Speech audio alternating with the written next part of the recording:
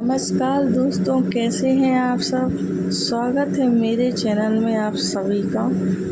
तो आप लोग कैसे हैं ये आप बताने के लिए कमेंट में जय श्री कृष्णा ज़रूर लिखें। तो आपको एक अनोखी कहानी बताने जा रहे हैं कि माँ लक्ष्मी सदा के लिए किस घर में निवास करती हैं। तो चलिए स्टार्ट करते हैं कहानी को।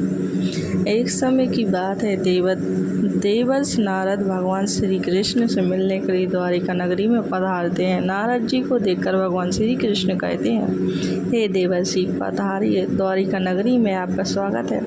आज द्वारिका में आने का क्या प्रयोजन है। देवर्षि कहते हैं, हे प्रभु, मन में आपके दर्शन करने की इच्छा हुई सो चला आ गया। भगवान श्री कृष्ण मुस्कुराते हुए कहते हैं, हे देवर्षि, अवश्य ही आपके मन में आज कोई न कोई शंका निर्माण हो गई होगी, इसलिए निसंकोच होकर पूछ लीजिए। देवर्षि कहते हैं, हे प्रभु, आप तो सब कुछ जानते हैं। मेरे मन में जो भी शंका है उसके विषय में भी आपको पता है, लेकिन फिर भी अगर आप पूछ रहे हैं तो बताने की चेष्टा करता हूँ। हे प्रभु, आज मैं आपके पास यह जानने के उद्देश्य से आया हूँ, किस कारण से मनुष्य के जीवन में दारिद्रता आती है। देवी लक्ष्मी किस कारण से मनुष्य के घर का त्याग करके चली जाती हैं, और वह कौन सा पुण्य है जिससे देवी लक्ष्मी सदैव ही मनुष्य के घर में वास करती हैं। भगवान श्री कृष्ण कहते हैं, हे देवर्षि, आज आपने समस्त मानव जाति के कल्याण के उद्देश्य से अत्यंत महत्वपूर्ण बात पूछी है। देवी लक्ष्मी के कारण ही मनुष्य के घर में सुख समृद्धि का वास होता है, और जब देवी लक्ष्मी घर का त्याग करके चली जाती हैं तो उस घर में दारिद्रता का ही वास होता है। इस विषय में एक प्राचीन इतिहास कहा जाता है, जो मैं आपको सुनाता हूँ। जो भी मनुष्य इस कथा का श्रवण करता है उसके घर में देवी लक्ष्मी के साथ समस्त पुण्य निवास करते हैं। इसलिए आप इस कथा का श्रवण कीजिए और इसका तीनों लोकों में प्रचार कीजिए। देवर्षि कहते हैं, हे प्रभु, कृपया आप मुझे वह कथा सुनाइए। आपके मुख से इस कथा को सुनना मेरा सौभाग्य है। मैं इस कथा को पूरा सुनूंगा और इसका प्रचार तीनों लोकों में करूंगा। भगवान श्री कृष्ण कहते हैं, हे देवर्षि, जो मनुष्य सत्य का साथ देता है, ईश्वर उसका साथ कभी नहीं छोड़ते हैं। आज मैं आपको महाराज हर्षवर्धन की कथा सुनाता हूँ, जिन्होंने देवी लक्ष्मी का त्याग करके दारिद्रता को ग्रहण कर लिया था। त्रेता युग की बात है। भारतवर्ष में सत्यवादी धर्मात्मा राजा हर्षवर्धन राज्य करते थे। उनका राज्य कुंतल प्रदेश पर था। उनके राज्य की प्रथा उनसे अत्यंत संतुष्ट रहा करती थी। महाराज हर्षवर्धन बड़े दानशूर और वचन का पालन करने वाले थे। वे सदैव अपनी प्रजा के हित का ही विचार करते थे। महाराज हर्षवर्धन इतने दयालु थे कि उनकी महानता का परिचय इस बात से पता चलता है, जब भी उनके नगर में कोई भी साधारण मनुष्य बिक्री करने के लिए बाजार में अन्न वस्त्र आदि कोई वस्तु लाता, और यदि वह वस्तु सायंकाल तक नहीं बिकती तो उसे राजा स्वयं खरीद लिया करते थे, ताकि उनके राज्य से कोई खाली हाथ न जा सके। अपनी प्रजा के हित के लिए राजा ने यह सत्य की प्रतिज्ञा की थी। शाम में काल होते ही राजा के सेवक शहर में भ्रमण करते, और जब भी किसी को कोई वस्तु या द्रव्य लेकर बैठा हुआ देखते, जैसे किसी ने खरीदा ना हो, तो महाराज के सेवक उस व्यक्ति से उन वस्तुओं की कीमत पूछते और उसकी इच्छा और ज़रूरत के अनुसार उसकी जो भी कीमत होती वह कीमत देकर उसकी वस्तुओं को खरीद लेते थे। इस प्रकार से महाराज के ऐसे दयालु स्वभाव को देखकर अनेक लोग प्रसन्न होकर उनकी महानता की चर्चा करने लगे। महाराज हर्षवर्धन की कीर्ति तीनों लोकों में होने लगी। देवता भी उनकी प्रशंसा करने लगे। जब यह बात धर्मराज को पता चली तो एक दिन स्वयं धर्मराज ने ही महाराज हर्षवर्धन की परीक्षा लेने की सोची। फिर एक दिन स्वयं धर्मराज एक ब्राह्मण का भेष धारण करके महाराज हर्षवर्धन की नगरी में प्रकट हुए। उन्होंने अपने साथ दारिद्रता की कारक टूटी फूटी चीज़ें, कूड़ा करकट और कचरा एक पेटी में भर कर ले लिया। अर्थात उन्होंने दारिद्र्य एक पेटी में भर लिया, और उस पेटी को लेकर वे सत्यवादी महाराज हर्षवर्धन के नगर में उनकी परीक्षा लेने के लिए पहुंच गए।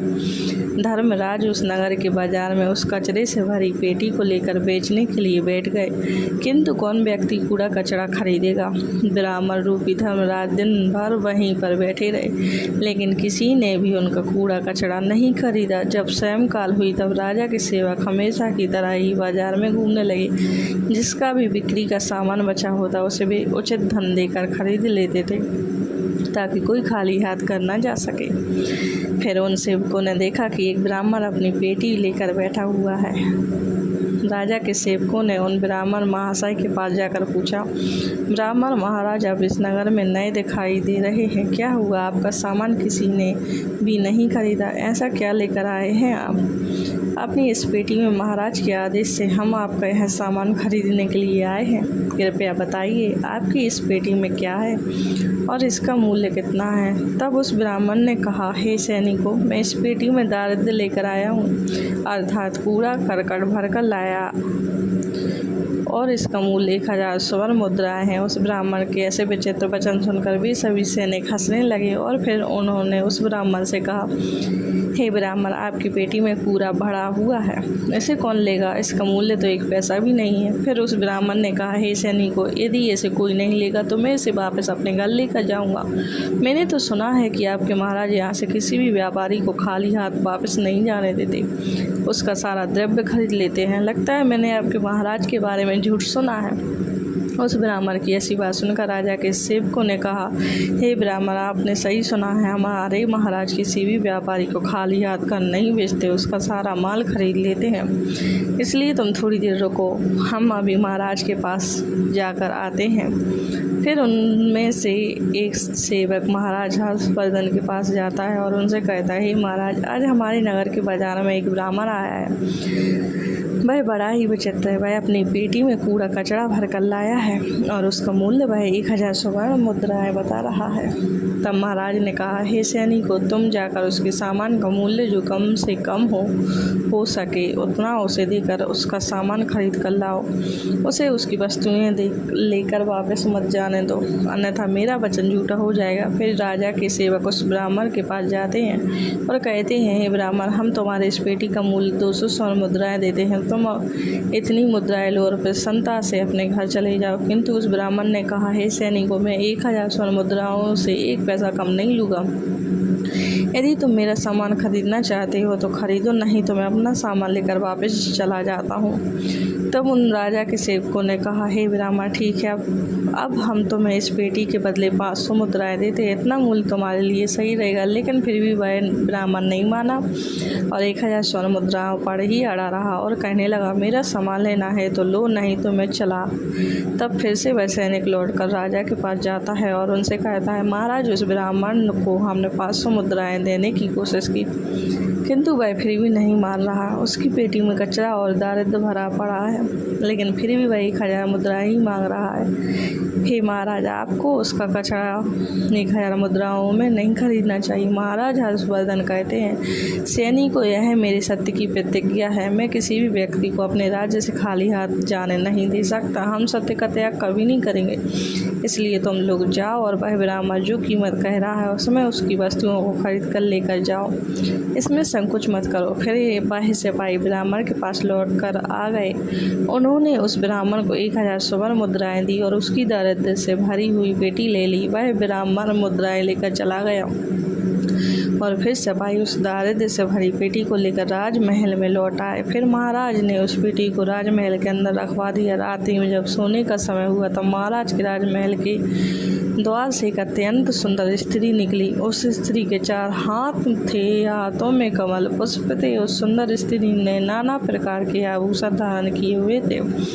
महाराज महल के बाहर बैठे हुए थे। जब महाराज ने उस अत्यंत सुंदर स्त्री को देखा तो महाराज आश्चर्य में पड़ गए और उन्होंने उस स्त्री से पूछा, हे देवी, आप कौन हैं? इस रात्रि के समय में आप यहाँ पर क्या कर रही हैं? आप यहाँ कहाँ से आ रही हैं और कहाँ पर जा रही हैं। महाराज की ऐसी बात सुनकर वह स्त्री बोली, हे राजन, मैं तुम्हारे राज्य की लक्ष्मी हूँ। आप सत्यवादी धर्मात्मा हैं, इसी कारण से मैं आपके राजमहल में निवास करती हूँ। किंतु आज आपके राजमहल में दारिद्र्य आ गया है और जहाँ पर दारिद्र्य रहता है उस स्थान पर लक्ष्मी निवास नहीं करती। आज आपने एक पेटी में भरा दारिद्र्य अपने घर में रखा है, इसलिए अब मैं यहाँ से जा रही हूँ। तब महाराज हर्षवर्धन ने हाथ जोड़कर प्रणाम करके देवी लक्ष्मी से कहा, हे माँ लक्ष्मी, आपकी जैसी इच्छा मैं अपने वचन और प्रतिज्ञा से बंधा हुआ हूँ।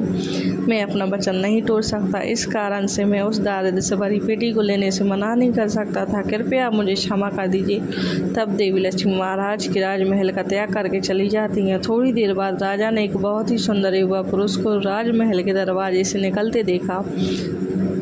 तो महाराज ने उससे पूछा, हे देवा, आप कौन हैं? यहाँ पर कैसे आए और आप कहाँ जा रहे हैं? उस सुंदर पुरुष ने कहा, हे राजन, मेरा नाम दान है। आप सत्यवादी धर्मात्मा हैं, सदैव धर्म का पालन करते हैं, इसी कारण से मैं आपके राजमहल में निवास करता था। किंतु अब देवी लक्ष्मी आपके राजमहल को त्याग कर चली गई हैं। लक्ष्मी के बिना आप दान कहाँ से करेंगे, इसलिए मैं भी अब आपको छोड़कर जा रहा हूँ। तब महाराज हर्षवर्धन बोले, हे देव, ठीक है, जैसी आपकी इच्छा आप भी जा सकते हैं, किंतु मैं अपने वचन को तोड़ नहीं सकता। फिर वह दान भी महाराज को छोड़कर चला जाता है। उसके बाद अन्य एक सुंदर पुरुष राजमहल से निकलता हुआ दिखाई पड़ा। तब महाराज ने उससे पूछा, हे देव, आप कौन हैं और कहाँ जा रहे हैं? तब उस पुरुष ने कहा, हे राजन, मैं यज्ञ हूँ। आप सत्यवादी धर्मात्मा हैं, आप सदैव दान धर्म करते हैं, इसी कारण से मैं आपके राज्य में निवास करता था।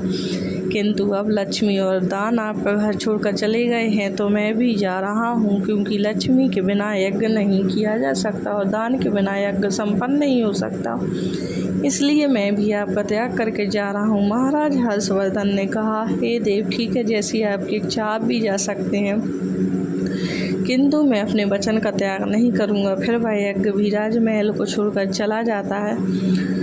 फिर कुछ समय बाद अन्य एक अत्यंत सुंदर पुरुष राजमहल से जाता हुआ दिखाई देता है। तो राजा ने उसे भी पूछा, हे महाशय, आप कौन हैं और राजमहल छोड़कर क्यों जा रहे हैं? तब उस पुरुष ने कहा, हे राजन, मैं यश हूँ।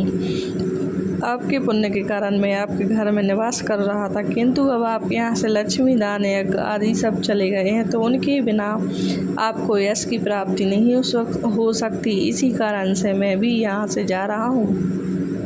तब राजा ने उसे भी नमस्कार किया और आदरपूर्वक जाने दिया। फिर उसके बाद अन्य एक अत्यंत सुंदर स्त्री राजमहल से निकली, जिसने सुंदर वस्त्र परिधान किए हुए थे। उसे देखकर राजा ने पूछ लिया, देवी, आप कौन हैं आप और आप किस कारण से मेरे राजमहल का त्याग कर रही हो? तब वह स्त्री बोली, हे राजन, मैं कीर्ति हूँ।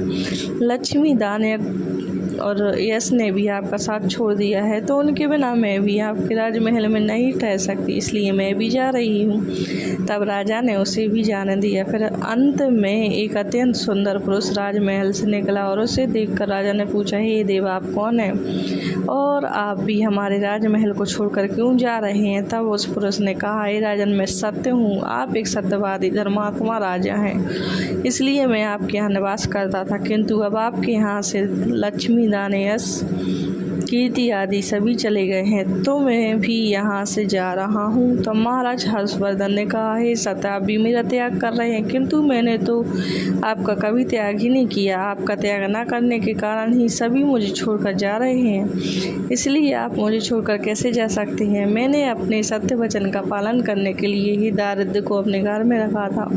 मैंने संसार के कल्याण के लिए यह वचन दिया था कि मेरे राज्य से कोई भी खाली हाथ नहीं जाएगा। जो भी मेरे राज्य में कोई वस्तु बेचने आएगा, यदि उसकी वस्तु कोई नहीं खरीदेगा तो उसे मैं खरीद लूँगा। इसलिए मैंने अपने सत्य वचन का पालन करने के लिए उस ब्राह्मण को 1000 स्वर्ण मुद्राएं देकर उससे दारिद्र्य खरीद लिया था।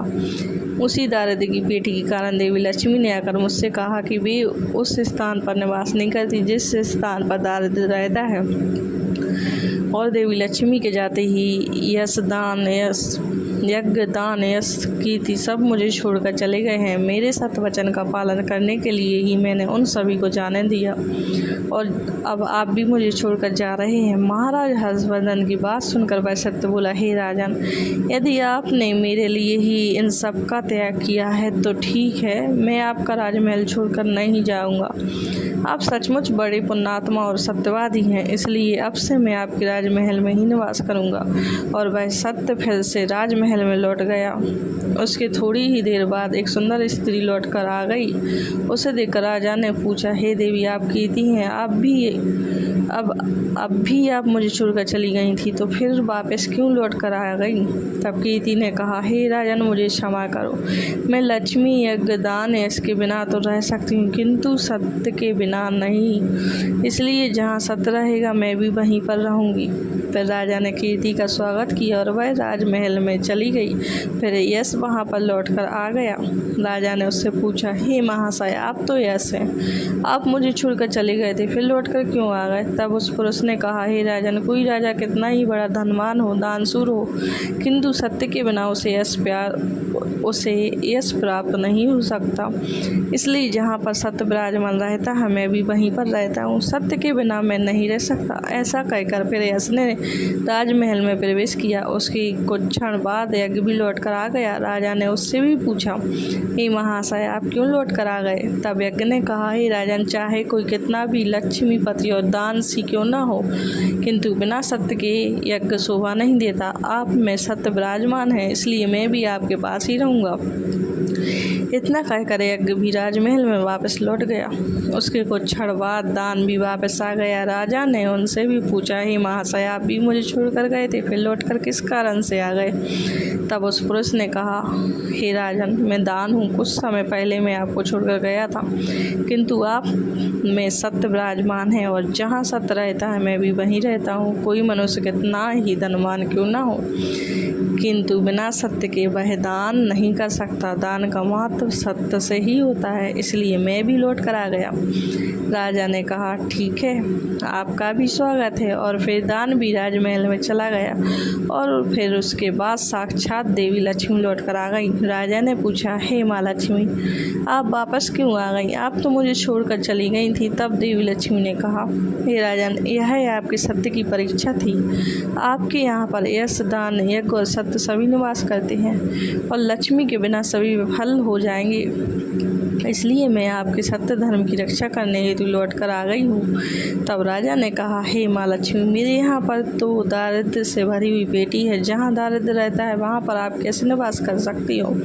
तब देवी लक्ष्मी ने कहा, हे राजन, मेरी कृपा से वह दारिद्र्य से भरी पेटी भी स्वर्ण और रत्नों से भर जाएगी। इतना कहकर माँ लक्ष्मी भी राजमहल में प्रवेश करती हैं। माँ लक्ष्मी के प्रवेश करते ही वह पेटी में भरा पड़ा पूरा कचरा रत्न और स्वर्ण के आभूषण में बदल गया।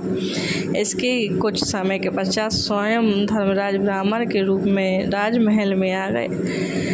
तब राजा ने उनसे पूछा, हे आप कौन हैं? आपने तो मेरा त्याग नहीं किया था, फिर आप यहाँ पर कैसे आ गए? तब उस ब्राह्मण ने कहा, हे राजन, मैं साक्षात धर्म हूँ।